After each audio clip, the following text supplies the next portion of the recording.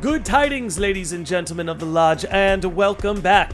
Today we've got another Kingdom Hearts video that will be continuing the Foretellers Virtue series, and today's Foreteller of Focus is none other than our fine lady Invi. So if you haven't already, feel free to check out my Sins of the Foreteller series that highlights the Foreteller's sins as opposed to their virtues, which is what we will be focusing on here today. Invi is in fact named after the Latin word for envy, which is Invidia. The corresponding virtue to envy is kindness, which is often embodied by satisfaction and compassion. And I'm here today to show you that even with Invi's various displays of envy, from another perspective, she truly does embody the virtue of kindness. There's no better way to start this discussion than to zero in on Invi's compassion.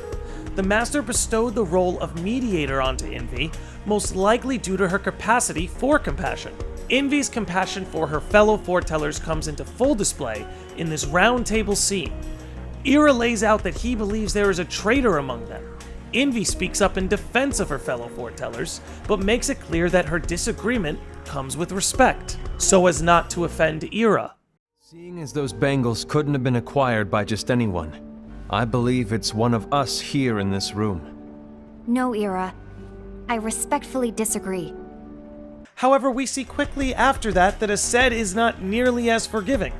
Invi, right on cue, is there to defend Ira and try to keep the Foretellers from fighting. That was foolish. Aced, that's quite enough. After all the Foretellers clear out, we see Invi's compassion go a step further when she consoles Ira and asks him if anything is wrong. That didn't go as expected. What's wrong, Ira? This isn't like you. This scene shows us very quickly the capacity for compassion that's within Invi. Another quick example of Invi's compassion can be seen in this scene, where she empathizes with Aced and his motive. So Aced is the traitor after all. No, I don't believe he is. Why's that? To Aced, unification is a means of gathering strength to oppose the darkness. So I believe his heart still belongs to the light. Despite their differences, and despite Aced's threat against the Master's teaching, Invi still has compassion for him, at least in this moment. She has no desire to turn on Aced here. She believes that Aced's heart still belongs to the light, and wishes to find a resolve. She does her best to understand Aced's suffering and not hold it against him. And our last example of compassion actually comes from a conversation between Invi and Ava. Once Invi realizes that Ava's actions were based on the role the Master gave her, she quickly retracts her tone and even apologizes for overstepping Ava's boundaries. Not only do you have your union, but you've also gathered the finest Keyblade Wielders from other unions, and you're training them in a secret location, aren't you? Yes, because that is my role! I had no idea. I apologize. I overstepped. Again, it's kind actions and reflections like this that make Invi such a likable character for me. So, just to make sure I'm being clear, there is a difference between compassion and empathy. Compassion doesn't just recognize another's suffering, it also wishes to alleviate it. With Invi's bestowed role of being a mediator, she inherently is put in a position where she needs to alleviate the suffering of her fellow Foretellers in order to maintain peace. She achieves this by consoling Ira, understanding Aced's rationale, and apologizing to Ava for upsetting her. Next, we have satisfaction, which, to help understand how satisfaction plays into kindness, to put it bluntly, let's just say that if you are someone who is satisfied with their place in life, or perhaps their role, you're more likely to be kind towards others.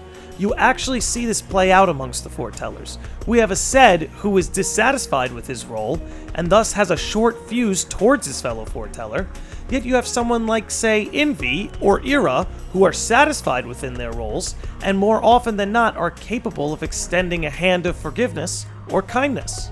Overall, Invi's satisfaction and contentment comes from the Master's faith in her as a mediator. In her scene with the Master, we actually see her express some anxiety and lack of confidence at the idea of the Master's disappearance.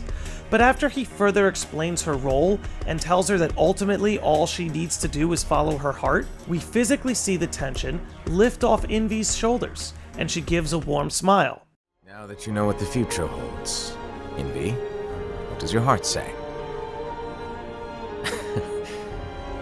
May your heart be your guiding key. I say it all the time.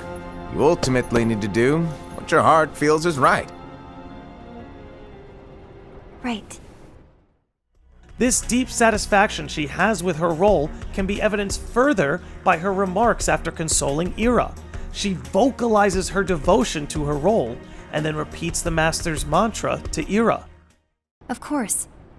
After all, that is what the Master asked of me. And Ira, may your heart be your guiding key. Now, as for whether or not Our Lady Invi here was more virtuous or sinful, I'll leave that analysis to our man Chirithy here. Similarly, the virtuous Invi, who wore the mask of the snake. But that's gonna wrap it up for us here today. What do you guys think? Does Invi fall more on the virtuous or sinful side? Do you see the rift between her and Aced growing, or will they be able to put their differences aside? Let me know. But again, I can't thank you all enough for tuning in. Be sure to like, comment, and subscribe. Stay safe out there, and I will see all of you beautiful sickos and normies next time.